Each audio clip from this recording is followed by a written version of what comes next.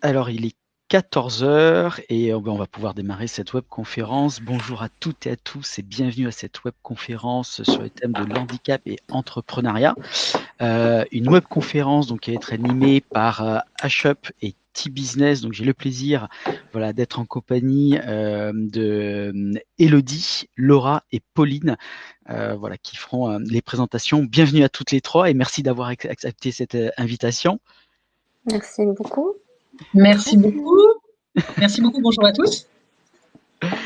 Bonjour. Alors, on va pas, sans plus attendre, on va peut-être passer, aller directement dans le vif du sujet. Peut-être très rapidement, un petit mot sur l'ADI et je salue ma collègue Caroline qui est là aussi avec nous. Donc l'ADI, Association pour le droit à l'initiative économique. Donc nous sommes une association reconnue d'utilité publique avec plus de 30 ans d'existence. Sur ces 30 années, ce furent plus de 140 000 entreprises accompagnées et financées. L'ADI, c'est un réseau d'antennes présent partout en France métropolitaine, mais également dans les départements et communautés d'outre-mer. Donc, vous pouvez nous retrouver à La Réunion, Mayotte, Guyane, Martinique, Guadeloupe, mais aussi en Polynésie française et en Nouvelle-Calédonie. Et l'ADI, c'est une équipe, 2000 personnes, à peu près 1400 bénévoles, des spécialistes de la création et développement d'entreprises, ainsi que 500 salariés présents pour vous accompagner pour la réussite de votre projet. Voilà, sans plus attendre, moi je ne prends plus, je passe la parole à nos chers invités et donc je laisse Elodie et Laura pour la présentation de HUP. Donc, bonjour à tous. Alors, petit coup de surprise, ça sera Pauline. Ce sera Pauline, pardon. Aucun problème. Vous inquiétez pas, je vous taquine. Donc, je suis Pauline Arnaud-Blanchard. Je suis cofondatrice et directrice générale de HUP Entrepreneur. Et je suis accompagnée aujourd'hui de Laura Verlac, responsable nationale des programmes HUP. Et donc de Élodie Staumont-Boivin, à qui nous passerons bien sûr la parole juste après, qui est donc la responsable des opérations de chez TIH Business. Un petit mot déjà pour vous dire à quel point, évidemment, côté HUP Entrepreneur, nous sommes ravis d'être parmi vous. La relation ADI-HUP, elle existe depuis un certain nombre d'années, depuis 2014 à peu près, et je dirais que en ce moment même de la crise sanitaire et des conséquences sur l'économie, plus que jamais, nous sommes engagés l'un à côté de l'autre pour une relance inclusive de l'économie, et donc on s'inscrit dans un certain nombre d'actions, de plaidoyer aux côtés de l'ADI, bien sûr, et un certain nombre d'actions d'accompagnement, évidemment. Pour vous dire quelques mots donc sur HUP Entrepreneur. HUP Entrepreneur est une association reconnue d'intérêt général, fondée en 2008 par 4 chefs d'entreprise en situation de handicap et moi-même, pour porter la mission suivante, accélérer tout simplement la réussite d'entrepreneurs en situation de handicap, créateurs ou déjà en activité, grâce à la mobilisation de plus de 300 coachs ou experts projets bénévoles, et de les représenter ces mêmes entrepreneurs sur un plan national et politique. Donc, en résumé, nous portons 2 missions, une mission d'accompagnement, une mission de plaidoyer, puisque nous sommes aujourd'hui le premier grand réseau porte-parole des entrepreneurs TIH en France. Pour commencer, plantons le décor de l'entrepreneuriat des personnes en situation de handicap. En France, on estime qu'il y a 2 700 000 personnes en situation de handicap en âge de travailler. Et comme vous le savez, le taux de chômage des personnes en situation de handicap est aujourd'hui d'environ 19%, soit le double de la moyenne nationale. Environ 530 000 personnes en situation de handicap sont demandeurs d'emploi. Et malheureusement, c'est un taux qui a tendance à stagner. Nous, chez HUP, depuis 2008, on est convaincus que l'entrepreneuriat, c'est une vraie alternative, une vraie voie d'épanouissement pour les personnes en situation de handicap. Et d'ailleurs, il n'y a pas que nous qui le pensons, puisque l'INSEE, en 2015, nous fait découvrir que plus de 75 000 personnes en situation de handicap en France ont fait ce choix du travail indépendant ou de la direction d'entreprise. Voilà. En tout cas, elles sont très nombreuses, pas moins nombreuses qu'ailleurs, à faire le choix de l'entrepreneuriat. Chaque année, ce sont 8 000 personnes en situation de handicap qui créent leur boîte. Et autre chiffre qui nous frappe, c'est que ces entreprises créées, elles sont remarquablement pérennes, puisqu'au bout de 3 ans, 75% d'entre elles sont encore debout. Et vous le savez, ce chiffre a de l'importance lorsqu'on parle d'entrepreneuriat. Donc le rôle d'HUP depuis 2008, il est véritablement de fédérer dans un réseau porte-parole ces 75 000 chefs d'entreprise en situation de handicap et les créateurs, bien sûr, de porter ce plaidoyer d'un point de vue national public en étant présent dans un certain nombre d'instances de réflexion et d'action pour militer pour les droits et les intérêts de ces chefs d'entreprise, et d'autre part, de les accompagner, d'accélérer leur réussite à travers un certain nombre de programmes d'incubation. Notre spécificité, c'est effectivement de proposer un accompagnement qui tient compte de la situation de handicap du créateur ou du dirigeant, qui ne met pas de côté cette problématique comme quelque chose en plus, mais quelque chose de complètement intégré. Et finalement, le handicap et l'entrepreneuriat cohabitent de manière harmonieuse, réfléchie, mûrie, dans la vie du dirigeant, tout simplement. Un mot sur notre action de plaidoyer, parce que je sais que cette notion-là est très forte aussi au sein de l'ADI. Comme je vous le disais, nous sommes un réseau porte-parole. Nous fédérons aujourd'hui 1 millier de chefs d'entreprise en situation de handicap. Cette mission de plaidoyer, nous la portons depuis le début de l'association. Et comme je vous le disais, cette mission de plaidoyer, elle vise à défendre les droits et intérêts de nos chefs d'entreprise.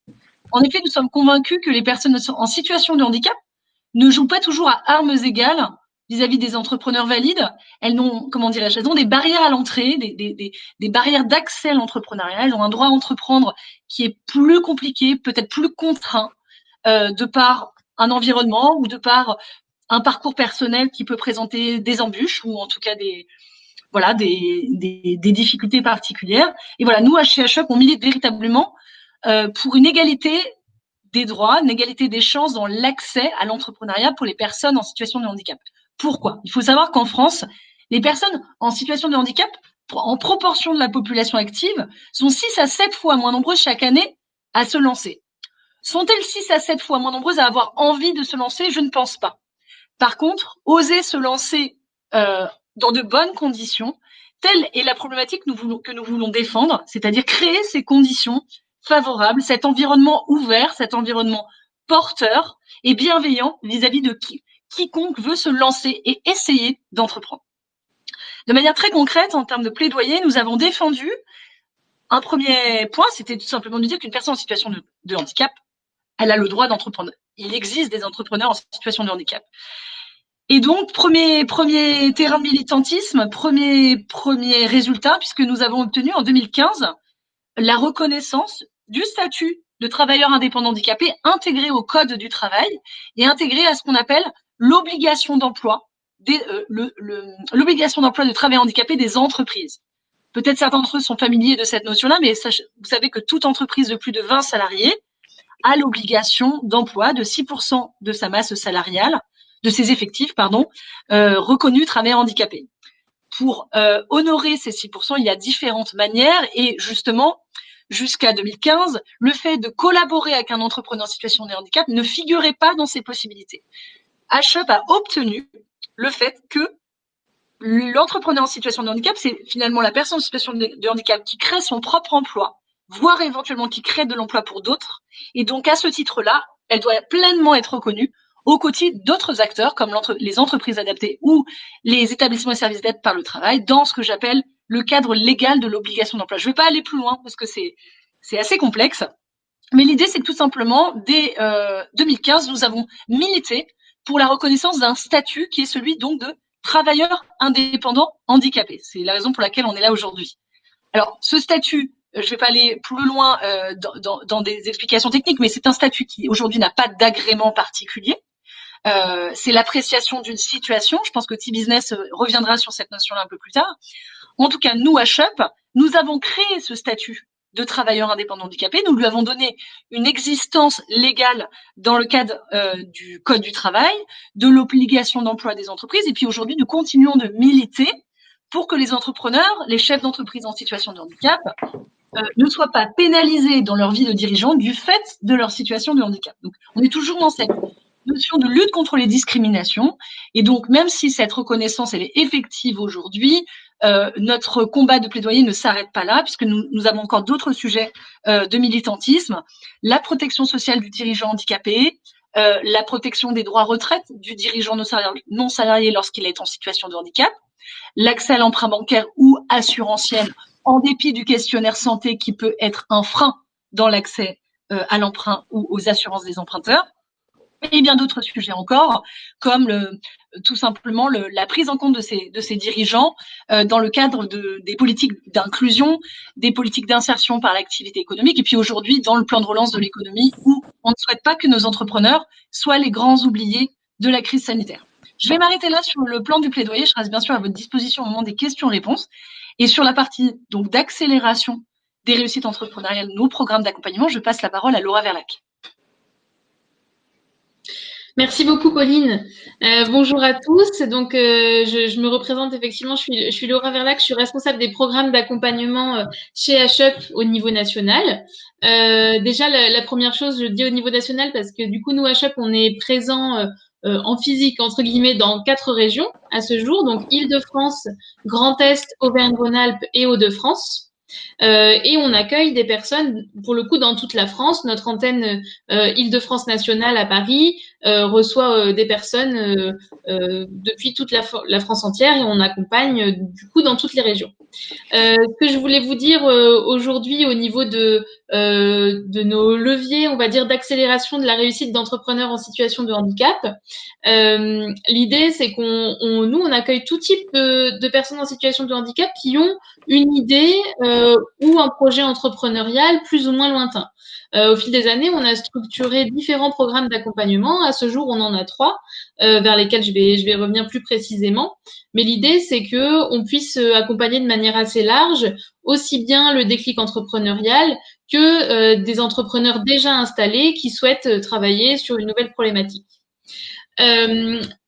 Pour rentrer un petit peu plus sur nos différents programmes, je vais vous parler en premier de notre programme historique qui s'appelle Parrainage de compétences, qui lui existe depuis les débuts de l'association, depuis 2008, et qui a pour but, comme son nom l'indique, de créer un parrainage entre une personne en situation de handicap qui a un projet entrepreneurial qu'elle souhaite mettre en œuvre et un professionnel bénévole qui peut être en activité, qui peut être un entrepreneur lui-même, qui peut être encore un retraité actif ou même parfois des groupes d'étudiants. Et donc l'idée de cette mise en relation, c'est véritablement de pouvoir faire avancer l'entrepreneur ou le porteur de projet sur ses réflexions, là où il peut lui manquer parfois des compétences pour aller plus loin dans son projet entrepreneurial. Bien entendu, le bénévole qui va accompagner l'entrepreneur ne peut pas avoir réponse à tout et n'est pas un technicien de la création d'entreprise, comme par exemple justement vous pouvez les avoir du côté de l'ADI, qui sont très experts des sujets en particulier liés à l'entrepreneuriat, à la création, statut juridique, etc. Nous, l'idée de l'accompagnement à HUP, ça va être plutôt d'apporter un accompagnement côte à côte pour traverser les différentes étapes du projet, apporter un regard extérieur, être aussi une présence qui va permettre de rompre un petit peu la solitude de l'entrepreneur quand il commence à travailler. Et donc sur ce programme d'accompagnement parrainage de compétences, on accueille des profils assez variés de porteurs de projets ou d'entrepreneurs, des personnes qui en sont au stade plutôt d'idées et qui ont envie de maturer cette idée, tout comme des personnes qui sont un petit peu plus avancées et à qui il manque juste une ou deux briques pour passer à l'action. Et sur ce programme interviennent également ce qu'on appelle chez HUP des coachs, enfin c'est pas nous qui les appelons comme ça, mais un autre type de bénévoles. Donc, je vous ai parlé des experts projets qui sont en activité et qui ont une compétence à mettre en œuvre. Et on accueille aussi des coachs professionnels bénévoles qui, eux, vont travailler plutôt sur des notions interpersonnelles, par exemple de motivation à entreprendre, d'adéquation vie personnelle, projet entrepreneurial, qui peuvent également travailler sur des aspects d'image de soi et de leviers et de freins qui peuvent être assez présents pour des personnes en situation de handicap qui ont envie de monter un projet entrepreneurial. Et l'idée, c'est vraiment, comme le disait Pauline tout à l'heure, de permettre à chacun de trouver en soi les leviers pour entreprendre si c'est le projet professionnel que la personne a envie de mener. Je vais vous parler maintenant de 2 autres programmes d'accompagnement qu'on a créés au fil du temps. L'année dernière, on a créé un programme qui s'appelle HUP Academy et qui, lui, a pour but d'accompagner des entrepreneurs déjà bien installés Donc typiquement des entrepreneurs avec 1, 2 ou 3 ans d'activité qui ont envie de développer un nouveau projet, d'accélérer leur réussite, d'aller plus loin dans le projet entrepreneurial qu'ils ont déjà commencé. Donc ça peut être par exemple des personnes qui ont été en micro-entreprise pendant 2-3 ans et qui ont envie de se structurer en société, d'employer des personnes, de soulever des problématiques de changement d'échelle.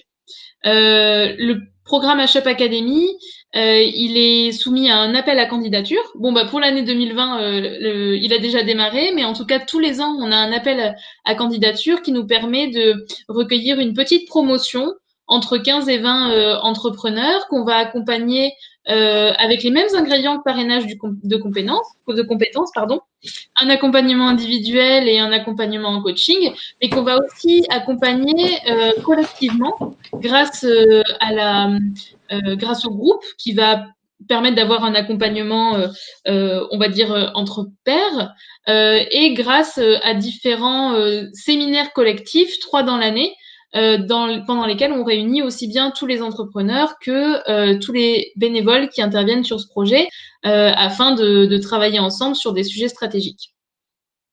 Et enfin, pour terminer sur les programmes en particulier, le 3e programme que l'on a lancé cette année, c'est un programme qui s'appelait Déclic HUP et qui est destiné aux personnes en situation de handicap qui sont très éloignées de l'entrepreneuriat, parfois même très éloignées de, on va dire, toute activité économique et qui, de près ou de loin, se posent la question de l'entrepreneuriat, pourquoi pas, mais qui ont vraiment besoin d'être, on va dire, acculturés à cette notion et d'en savoir un petit peu plus sur qu'est-ce que c'est véritablement que l'entrepreneuriat. Et donc, c'est un programme qui démarre sur une session de sensibilisation durant laquelle on essaye de parler un petit peu des idées qu'on peut se faire de qu'est-ce que c'est que l'entrepreneuriat et qui est basé aussi sur le témoignage d'autres entrepreneurs en situation de handicap pour un partage d'expérience. Donc voilà pour les 3 programmes. Je vais vous les répéter rapidement. Le premier, Déclic HUP pour les personnes qui sont très éloignées de l'entrepreneuriat. Le deuxième, parrainage de compétences, qui est un programme qui s'adresse assez largement à des créateurs ou des jeunes porteurs de projets pour vraiment mettre sur pied le projet et avoir un regard extérieur de la part d'un professionnel en activité. Et le 3e programme, HUP Academy, plutôt dédié à des entrepreneurs en accélération qui ont déjà quelques temps d'activité derrière eux.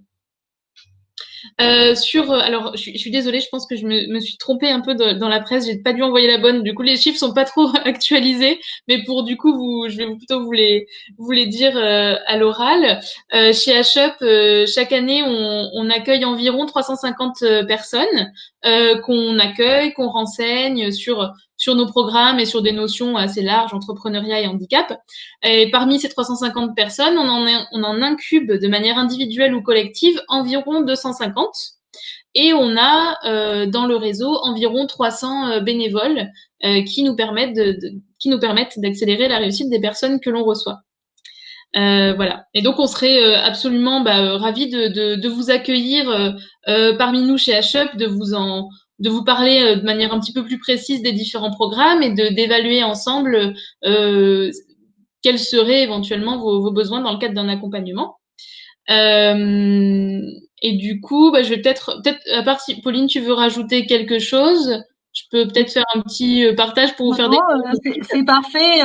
C'est vrai que par rapport à l'audience que nous avons aujourd'hui, je pense que parmi nos 3 programmes, ceux qui sont peut-être les plus susceptibles de répondre à vos attentes, ça peut être le parrainage de compétences ou comment renforcer vos compétences entrepreneuriales ou que vous en soyez en créa ou post-créa par la transmission d'un mentor bénévole de très haut niveau qui va être à vos côtés justement pour vous partager, vous transférer ses compétences.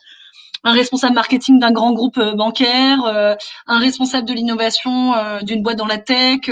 Voilà, c'est ça la plus-value à HUP, c'est de vous apporter ces compétences-là pour qu'elles vous soient transférées, partagées, et ce de manière très très complémentaire avec votre conseiller en créa référent de l'ADI.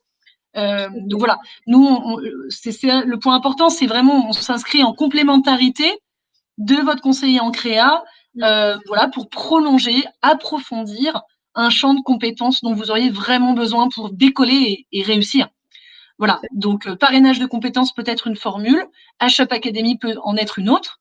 En tout cas, n'hésitez pas à nous solliciter pour approfondir vos compétences et enfin éclairer la réussite avec un super combo Adi HUP qu'on serait heureux de monter à la suite de ce webinaire. Tout à fait. Et oui, ici quand même peut-être un petit mot, tu en avais déjà parlé, Pauline, mais sur le fait qu'au-delà de nos accompagnements, programmes d'accompagnement individuels, HUP c'est aussi un réseau d'entrepreneurs. Et donc nous, on s'efforce de vraiment faire vivre ce réseau d'entrepreneurs en situation de handicap de manière à ce que vous puissiez échanger ensemble, entre entrepreneurs, avec d'autres bénévoles également.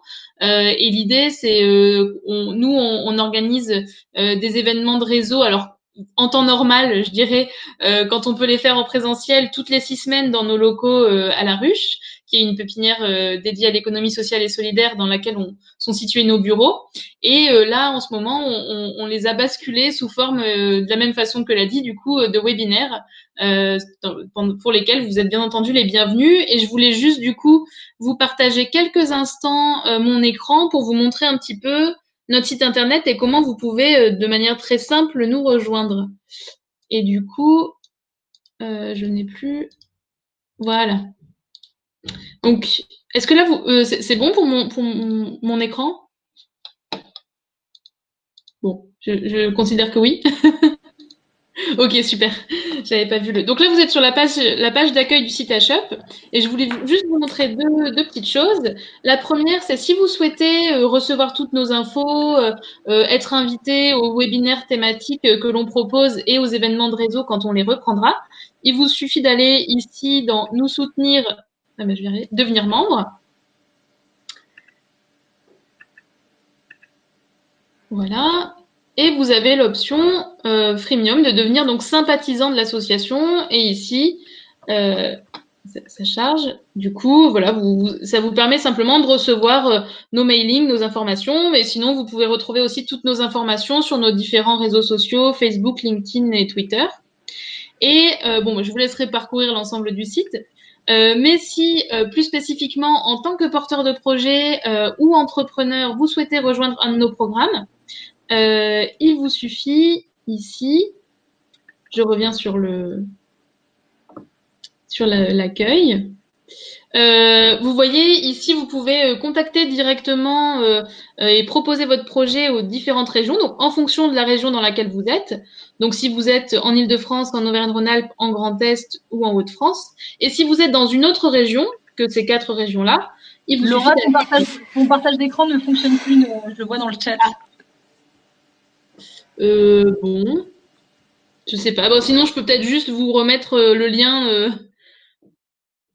lien vers la page en question.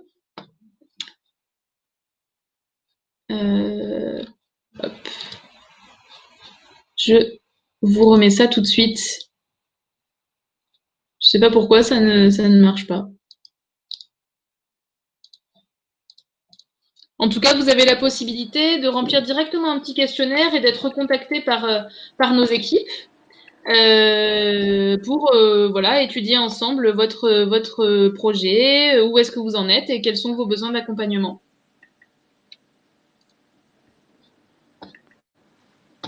Voilà.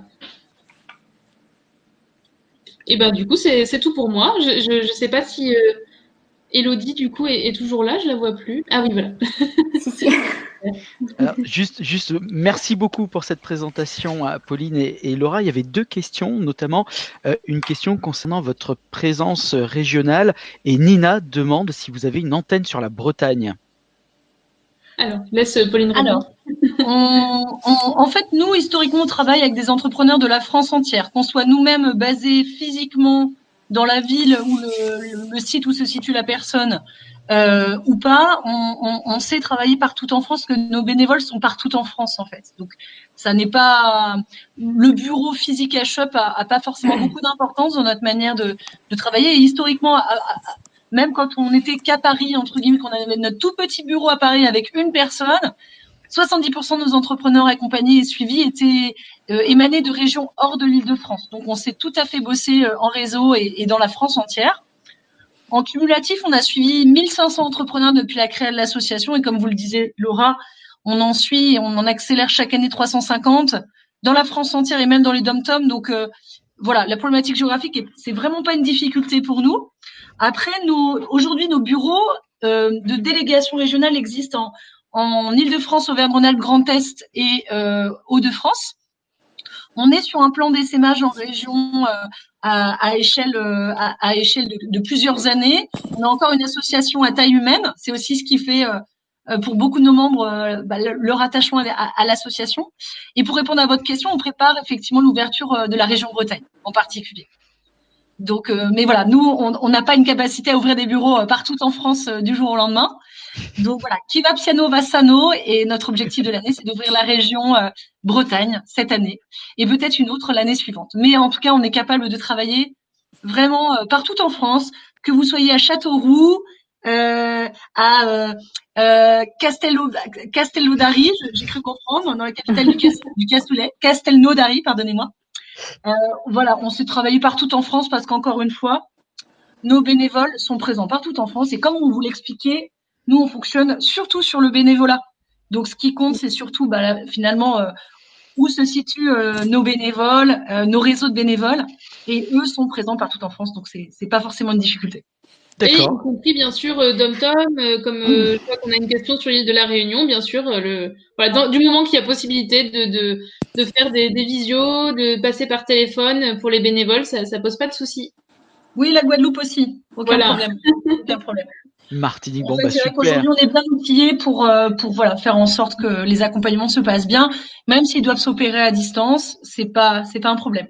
Et on s'adapte surtout, aux conditions connectiques et d'accessibilité qui vous convient, avec lequel vous êtes le plus confortable. Mais là, on a déjà beaucoup parlé, donc T-Business aura plein de choses à vous dire, notamment sur très certainement la réglementation du statut T, que vous maîtrisez mieux, je pense, aujourd'hui que nous encore, avec la réforme du 1er janvier 2020. Oui. Ça peut être le point d'articulation entre nos deux interventions. Oui, complètement. Je vais baisser un peu. Bonjour à tous. Donc, je suis Élodie, je suis responsable des opérations chez TIH Business. Pour faire le lien avec ce que Pauline et Laura vous ont expliqué, est-ce que vous m'entendez bien par contre? Parce que j'ai l'impression que ça résonne. Non, c'est bon. Donc, pour faire le lien, nous, chez T-Business, on va intervenir une fois que le travailleur indépendant handicapé, l'entrepreneur, est en activité. Donc, on n'est pas dans l'accompagnement, on est… alors, voilà, exactement. Merci. Hop, attendez la slide. Oui, donc nous, on intervient une fois que l'entrepreneur est déjà prêt à se lancer ou est déjà en activité. Donc, T-Business, c'est une plateforme de mise en relation des freelance entrepreneurs en situation de handicap avec des entreprises ou des organisations qui vont s'abonner à notre plateforme pour trouver des prestataires pour acheter responsables et valoriser leur contribution handicap, contribution AGFIP. Pour les TIH, donc travailleurs indépendants handicapés, l'inscription sur T-Business est gratuite.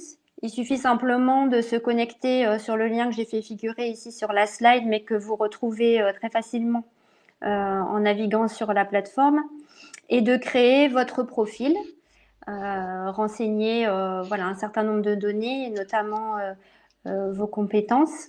C'est une plateforme qui est sécurisée puisque les profils ne sont visibles que des entreprises qui sont abonnées à T-Business. Et voilà, c'est une façon de mettre en valeur vos compétences, bien sûr. On travaille avec des entreprises qui viennent vers nous, que nous allons prospecter, mais dans tous les cas, qui ont déjà une démarche d'ouverture, a priori, vis-à-vis de la diversité des personnes en situation de handicap. Donc, ce sont quand même des partenaires privilégiés. On soumet sur notre plateforme des offres de mission à raison d'environ 5 par semaine, offres de mission privées et publiques. Voilà, on essaye de répondre ou en tout cas de proposer des missions qui correspondent le plus possible aux compétences qui sont représentées sur notre plateforme. Comme le disait Pauline tout à l'heure, je vais revenir, puisqu'on parle de TIH, travailleurs indépendants handicapés, mais finalement, à quoi ça correspond au niveau législatif. Alors, pour être reconnu travailleur indépendant handicapé, il faut répondre aux 2 statuts, à la fois être travailleur indépendant et être travailleur handicapé. Être travailleur indépendant aux yeux de la loi, ce sont toutes les personnes qui ont une immatriculation au registre du commerce et des sociétés. Donc, on a par exemple sur la plateforme beaucoup de micro-entrepreneurs, mais pas que. Ce sont également les artisans, les commerçants, les dirigeants de personnes morales qui sont, elles, immatriculées au registre du commerce et des sociétés, et également les professions libérales. Et par ailleurs, il faut être reconnu travailleur handicapé, c'est-à-dire avoir un justificatif tel que une RQTH, reconnaissance de qualité de travailleur handicapé, ou être en mesure d'attester qu'on est en train de la renouveler.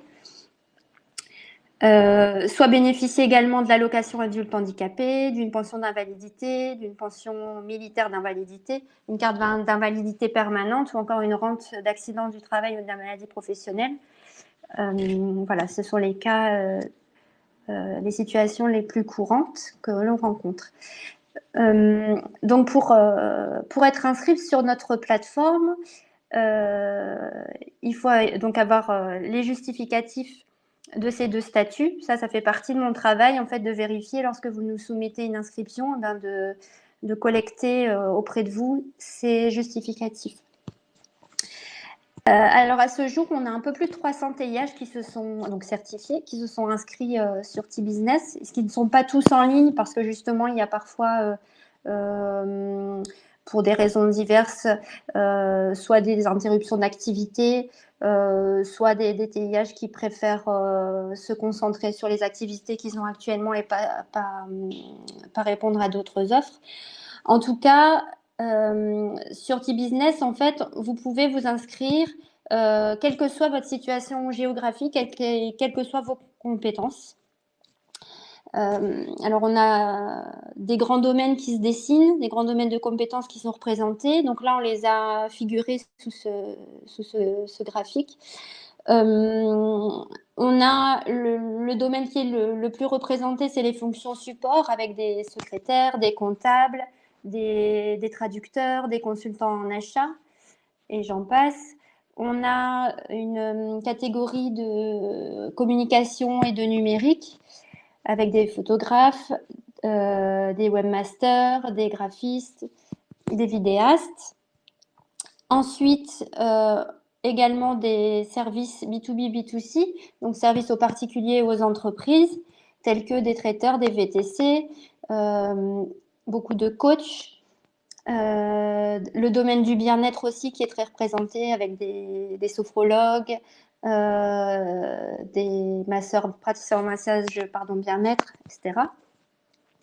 Ensuite, bien sûr, par rapport au public qui est représenté sur notre plateforme, on a un domaine qui est représenté, c'est le handicap, en tout cas la gestion du handicap et le développement des politiques handicap, avec notamment des actions de sensibilisation qui peuvent être proposées aux entreprises. Et enfin, on a un domaine ici qu'on a représenté sous le titre expert parce que on a des experts pointus dans des domaines assez variés, l'architecture, la biologie, beaucoup de conférenciers. Et on pourrait presque dessiner une sixième part, parce qu'actuellement, on note qu'on a d'autres types d'inscriptions. Ça pourrait être la part art et artisanat, on pourrait dire. Parce qu'on a effectivement des métiers tels que menuisier, par exemple, qui s'inscrivent sur notre plateforme. Pour vous réexpliquer assez brièvement le contexte j'ai bafouillé, législatif de l'obligation d'emploi des travailleurs handicapés et la place de la sous-traitance dans cette obligation. Depuis le 1er janvier 2020, donc les entreprises où les organismes qui ont plus de 20 salariés ont une obligation d'emploi de travailleurs handicapés de 6%. Bon, ça existait déjà auparavant. Simplement, actuellement, elles vont pouvoir remplir cette obligation en recourant à l'emploi direct, c'est-à-dire l'emploi de salariés dans les entreprises. Et en fonction de la manière dont elles vont remplir cette obligation, à partir de là sera calculé le montant qu'elles devront apporter en contribution handicap à la GFIP. Voilà, moins l'obligation d'emploi est remplie, plus la contribution handicap est importante.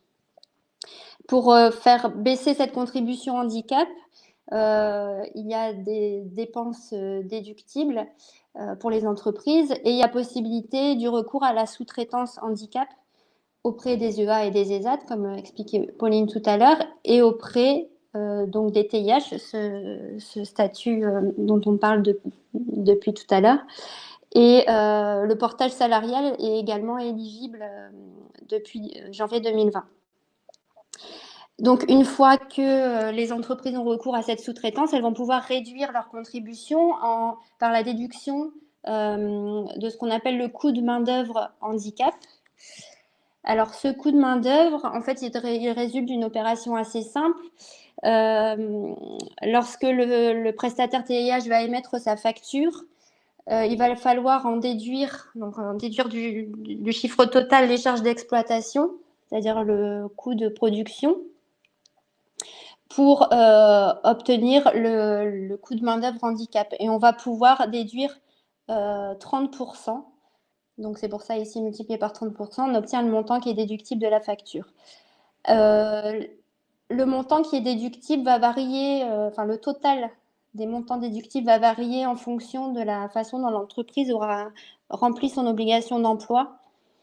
Si c'est une entreprise qui remplit bien son obligation et qui a un taux d'emploi supérieur à 3%, sur les 6% qu'on a vu tout à l'heure, elle pourra déduire jusqu'à 75% de sa contribution en recourant aux prestations TIH, EA ou ESAT.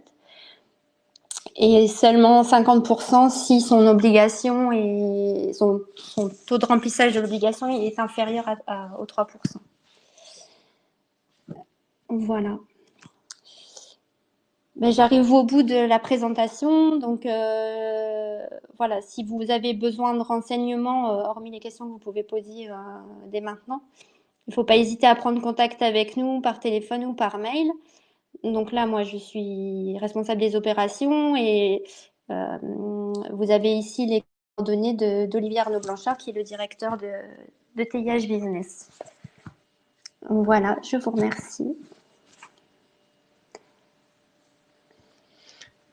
Merci Elodie pour cette présentation. Est-ce qu'il y a des questions? Moi, j'en ai noté quelques-unes. Non, mais j'ai regardé rapidement. Alors, peut-être pour revenir sur une question de tout à l'heure de Sophie, qui notamment posait une question concernant les principales aides pour les entrepreneurs en situation de handicap, c'est-à-dire les aides les plus importantes. Ouais. Est-ce que vous pouvez répondre à la question de Sophie? Bien sûr, bien sûr, bien sûr. Alors évidemment, il faut définir. Bonjour Sophie, et puis ravie de prendre votre question. Sur les, j'espère que vous me recevez bien.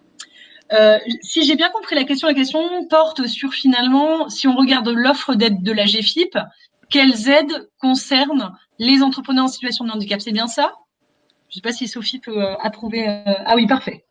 Alors, sur ces aides, il faut bien différencier bien sûr les aides période classique de la GFIP, fonctionnement normal, des aides exceptionnelles déployées au titre de la période que nous vivons tous. Et d'ailleurs, à ce sujet, j'en profite pour vous souhaiter à tous et à toutes un bon déconfinement. Et j'espère que tout se passe bien dans vos situations respectives à cet effet, à ce sujet.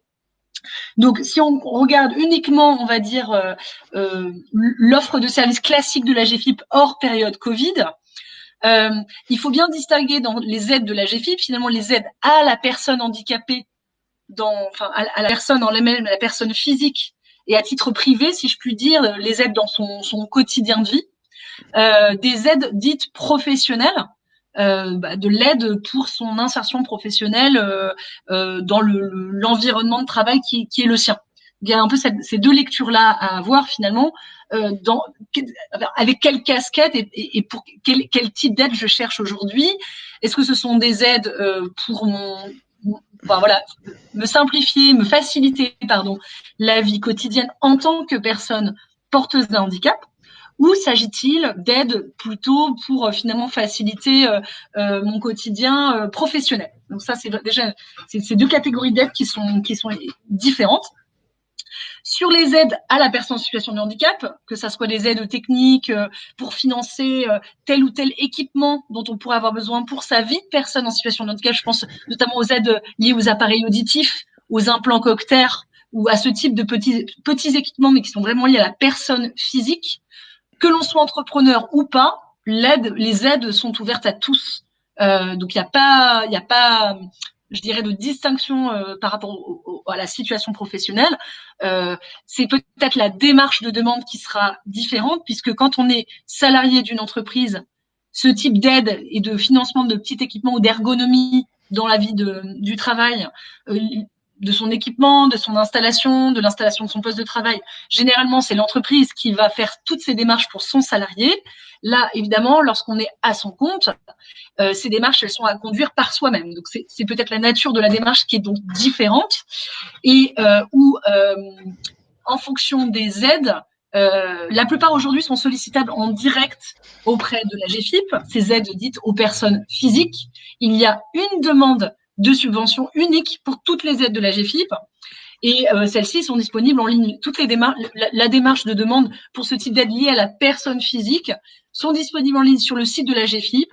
Attention de bien sûr vous adresser à la GFIP de la région où vous êtes et de fournir les pièces qu'on vous demande en fonction des aides que vous souhaitez décrocher. Malheureusement aujourd'hui, la logique elle est plutôt de faire une demande. Une aide égale une demande. C'est pas possible de faire un regroupement de j'ai besoin d'un équipement, j'ai besoin de ci, de ça. On est malheureusement obligé de déposer un dossier par type de demande. Ça, c'est pour les aides, on va dire, vraiment liées à la personne physique pour finalement faciliter son quotidien de vie en tant que personne en situation de handicap. Ça peut concerner tout un tas de choses.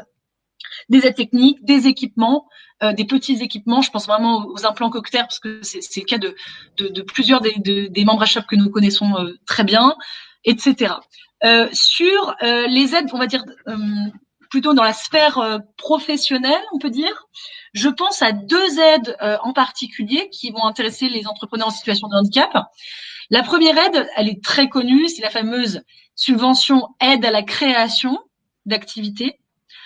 Cette aide, alors je parle sous le contrôle de Laura et d'Élodie, qui peut-être dans les détails la connaissent mieux que moi. Il s'agit d'une aide, et sans doute aussi l'a dit, il s'agit d'une aide, me semble-t-il, de 5 000 €.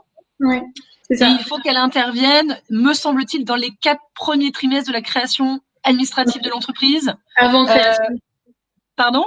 C'est avant création. Avant création ? Pardon, alors c'est pour ça que je parlais sous votre contrôle, parce que pour le coup, cette aide, elle a beaucoup changé dans son montant et ses modalités. Il peut y avoir des formes de, comment ça s'appelle, de dérogation, mais quand même, c'est beaucoup plus avant créa. Ok, très bien. Avant créa, il peut y avoir des dérogations, c'est avant créa. Ce qu'il faut avoir bien à l'esprit, c'est que cette aide, elle vient compléter un plan de financement. Donc, c'est un bouclage de plan de financement. Ça ne peut pas être le début d'un plan de financement. Et qu'il y a une attente en termes d'apport minimal en fonds propres attendu de la part de la GFIP vis-à-vis du porteur de projet.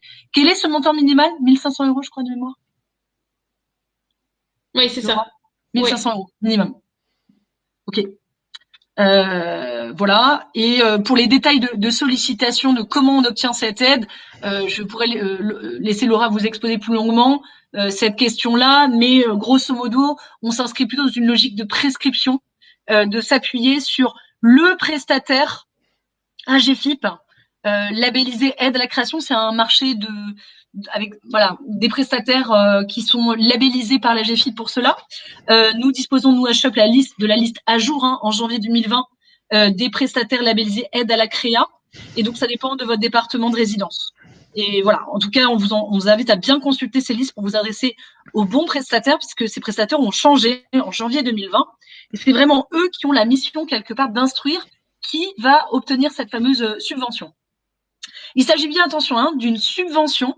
La nature dans votre plan de financement, c'est une subvention d'investissement. Ça peut pas être utilisé pour se payer du salaire ou pour du besoin de fonctionnement. Donc attention à cela. L'AGEFIP peut redresser si vous n'avez pas utilisé cette subvention correctement. Généralement, on vous demandera des devis. Dans le dossier, on vous demandera des devis pour vraiment justifier qu'il s'agit bien de subventions d'investissement. Voilà pour l'aide à la créa. Laura, est-ce qu'il y avait quelque chose que tu souhaitais rajouter là-dessus ou est-ce que j'ai à peu près balayé? Non, oui, c'est bon, bien. c'est ça. Et sur la question, je crois qu'il y a un monsieur qui pose la question, est-ce qu'on est déjà micro-entrepreneur, cette aide est-elle possible ou faut-il recréer une micro-entreprise?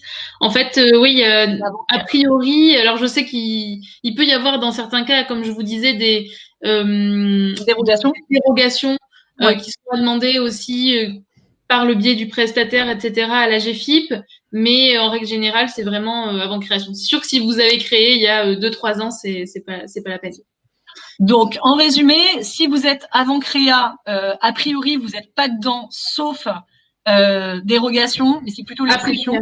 Si vous avez la possibilité d'instruire ces exceptions, rapprochez-vous du prestataire labellisé, tout simplement pour savoir comment vous pouvez jouer cette exception. Mais bon, vous risquez de perdre un petit peu de temps.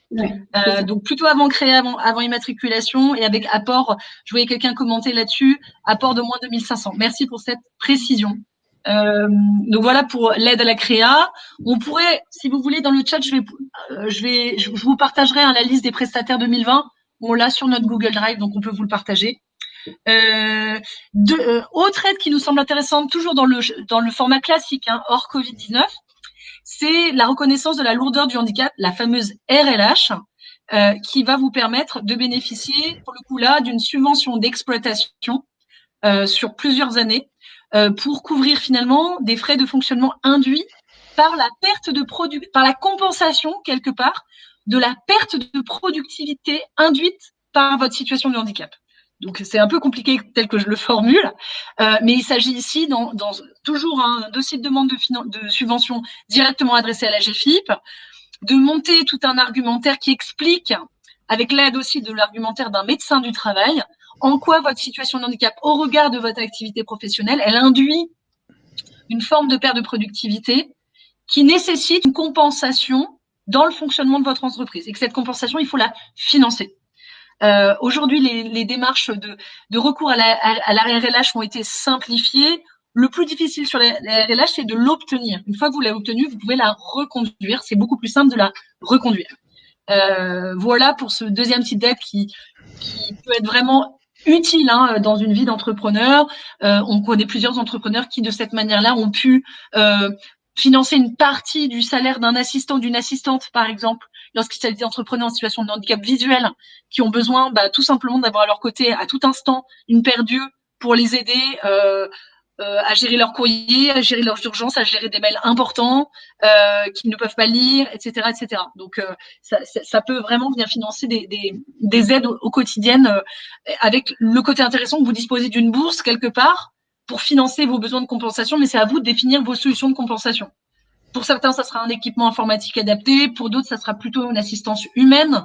Donc voilà, l'idée, c'est que c'est intéressant de bénéficier de cette bourse pour en disposer soi-même vis-à-vis de ses propres besoins. Voilà, et je vois que Laura vous a partagé la liste des prestataires à jour sur l'aide à la créa. Donc n'hésitez pas à la consulter pour vous aider à instruire ce type de demande. Ils sont vraiment là à cet effet. Voilà pour les aides hors Covid. Sur les aides Covid, puisque vous le savez, le 6 avril dernier, l'AGEFIP a lancé 10 mesures de soutien à l'emploi des personnes en situation de handicap au regard de la crise sanitaire. Dans ces 10 mesures, 3 mesures concernent les entrepreneurs en situation de handicap. La première mesure, il s'agit d'une aide dite soutien à l'exploitation. C'est un soutien, donc là pour le coup vraiment subvention d'exploitation, 1500 €. Le sujet, c'est qu'elle est conditionnée au fait que vous ayez été accompagné dans les 3 dernières années, donc depuis le 1er janvier 2017, par la GFIP, justement par l'aide à la créa. Donc si vous n'avez jamais été accompagné par eux, accompagné égale financé par cette fameuse subvention aide à la créa, vous n'êtes malheureusement à ce jour pas éligible au soutien à l'exploitation. Donc ça, c'est la première aide. La deuxième aide, Je répondrai à la question après. La deuxième aide, c'est le diagnostic de sortie de crise. Il s'agit, là toujours malheureusement pour les entrepreneurs qui ont été accompagnés dans les 3 dernières années par la GFIP, de bénéficier de 10 heures d'accompagnement conseil en plus pour vous aider à élaborer votre plan d'action de reprise d'activité, sortie de crise. Ces 10 heures d'accompagnement supplémentaires, c'est auprès toujours des prestataires labellisés aide à la création de la GFIP, la fameuse liste qu'on vous a partagée. Et puis, troisième mesure, la troisième mesure, elle est assez, pour le coup, elle est assez transversale. C'est une mesure d'écoute psychologique, voilà, pour aussi accompagner les situations personnelles un petit peu difficiles. La GFIP a mis en place, mais je pense que c'est le cas aussi bien sûr de l'ADI, à échelle nationale et là aussi département par département, etc., une hotline d'écoute pour aussi aider à peut-être mieux s'orienter dans les différents dispositifs, les différentes aides, peut-être aider s'il y a une difficulté à remplir tel ou tel dossier, tel ou tel formulaire. Voilà, il y a cette idée de hotline d'écoute pour aider un peu plus pas à pas les personnes en situation de handicap dans leur démarche, notamment en ce moment avec le Covid. Voilà pour les 3 mesures qui nous semblent en particulier intéressantes pour les entrepreneurs en situation de handicap, mais c'est donc des mesures exceptionnelles. De mémoire, toutes ces mesures peuvent être saisies jusqu'au 30 juin 2020 et le soutien à l'exploitation, me semble-t-il, jusqu'au 31 décembre 2020. Laura, je parle sous tout. C'est ça. Oui, c'est ça, exactement. Voilà. J'ai vu qu'il y avait d'autres questions, réactions. Pardon, du coup, je les ai pas toutes suivies. Merci Pauline pour ces réponses. Alors il y avait il y avait des questions plus sur le fait, voilà, les personnes qui ont créé en février, 24 février 2020, donc c'est très précis. Et est-ce que donc après 3 mois, un peu moins de 3 mois, 3 mois de création, 24 février, est-ce qu'ils peuvent bénéficier donc de cette fameuse aide à la créa de la GFIP? En fait, l'aide à la création de la GFIP, elle n'est pas conditionnée à l'ancienneté de l'entreprise pour le coup. Enfin, si, il faut que vous ayez créé entre le 1er janvier 2017 et au plus tard jusqu'au 30 juin 2020. Donc, même des entreprises pas encore créées, mais qui s'immatriculeraient avant le 30 juin 2020, peuvent en bénéficier. Là, je crois que le monsieur parlait, pour pas qu'il y ait de confusion, hein, je pense que là, le monsieur parlait de l'aide à la créa de base, en fait, c'est ça? Alors, attention, parce que là, on parle des mesures exceptionnelles de la GFIP. Ouais. Alors, clarifions la question. Je suis pas sûre d'avoir. Non, c'était. Roland... Vas-y. Non, c'est juste pour demander à Roland s'il pouvait clarifier la question et est-ce que c'est une aide exceptionnelle ou c'est l'aide de base de la GFIP? Ça a l'air d'être l'aide exceptionnelle puisqu'il met dans le cas du Covid-19, j'ai fait le tour avec la CCI qui m'a informé que toute créa faite après le 1er février 2020. On droit, je suppose, mais voilà. Bon, en tout cas, nous, on a monté un webinaire avec la direction nationale de la GFIP sur cette question.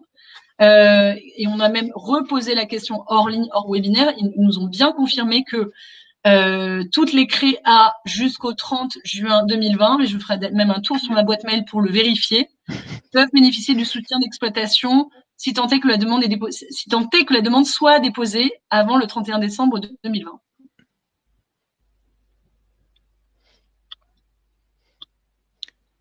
Ok, y a-t-il d'autres questions? J'ai pas vu.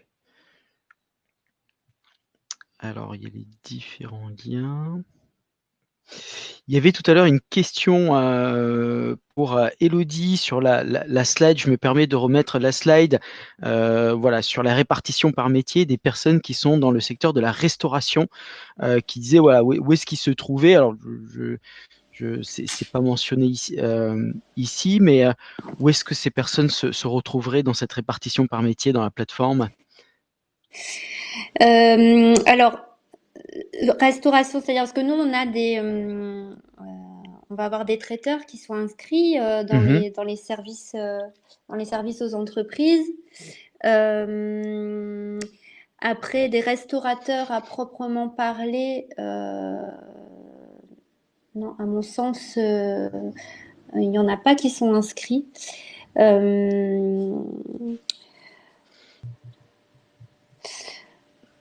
De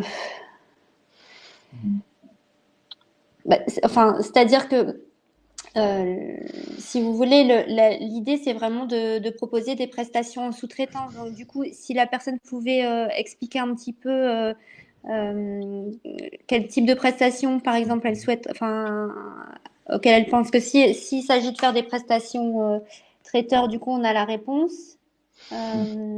Oui, si au fait, si c'est une restauratrice traditionnelle, elle serait pas, on la retrouverait pas là. Mais si c'est une restauratrice traditionnelle, mais qu'en plus de ça, pourrait faire des prestations de traiteur pour les particuliers ou pour les professionnels, dans ce cas-là, ça serait dans les services B2B, B2C. Enfin, D'accord. Question qu'ils m'ont demandé. Ok. Et il y avait une question sur un télépilote de drone. C'est intéressant. Est-ce qu'il serait plutôt sur la partie communication numérique ou sur la partie service en B2B, B2C? Alors, encore une fois, là, ce que j'aurais envie de dire, c'est que, alors, déjà, la répartition qui est faite, là, c'est purement, je dirais, à titre indicatif pour se rendre compte un peu de ce qui est représenté sur la plateforme. Ça n'a pas d'incidence ensuite sur l'inscription, puisque les inscriptions sont vraiment individuelles. Alors après, on va renseigner sa catégorie de compétences, il est vrai. Mais voilà, c'est purement un titre informatif, ce diagramme. Et encore une fois, il évolue puisque on voit se dessiner un autre domaine de compétences, comme je le disais tout à l'heure. Là, encore une fois, enfin, si l'idée c'est de proposer des prestations aux entreprises, on va être dans les services aux entreprises. Voilà ce que je répondrais à cette question. Moi, je le vois plutôt comme un service en fait. Sauf si, imaginons que je ne sais pas quelle activité cette personne fait avec le drone, mais s'il s'agit de produire des films, des vidéos, voilà. Alors dans ce cas-là, on serait plus dans la partie com et numérique. Enfin, tout dépend de la prestation qui est proposée à partir de là, je pense. Ouais, Est-ce que vous m'entendez? Oui. Allô, Olivier Arnaud-Blanchard, je vous ai rejoint un peu en cours de route. Je dirige TIH Business. Juste pour apporter donc bonjour à toutes et à tous. Merci à l'ADI pour ce webinaire. Nous sommes confinés ensemble avec Pauline, d'où le fait que nous partagions un écran. Désolé. Juste pour apporter un petit complément. En fait, si on se projette concrètement dans la plateforme, lorsqu'un client recherche un prestataire TIH, il peut faire la recherche qu'il souhaite sur le moteur de recherche. Donc, s'il cherche drone photo et que vous avez mis drone photo dans votre descriptif d'activité, on va vous trouver.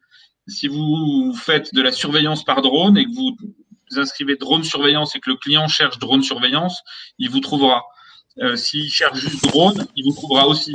Donc en fait, effectivement, comme dit Elodie, les catégories qu'on a présentées, elles sont purement indicatives. C'est juste pour simplifier le discours à nos entreprises et leur expliquer ce qu'on a. Mais ensuite, parce que une prestation de drone, c'est spécifique quand même. Et donc, quelqu'un qui cherchera un drone va taper drone et il va trouver drone. Si vous cherchez quelqu'un basé à Villeneuve-d'Ascq ou à Paris 12e, vous tapez l'expression précise et s'il y a un résultat, ça le trouve. Voilà. Ok. Permis de faire un aller-retour sur le site, sur le support du webinaire national qu'on a fait avec la GFIP sur les mesures de soutien. Et donc, on a vraiment chaque aide très explicitée dans ces détails. Et je vous confirme que toute société créée jusqu'au 30 juin 2020 est éligible au soutien à l'exploitation. C'est écrit noir sur blanc par la GFIP dans son propre support. Donc, j'ai tendance à faire confiance à cette information. Merci pour ces précisions.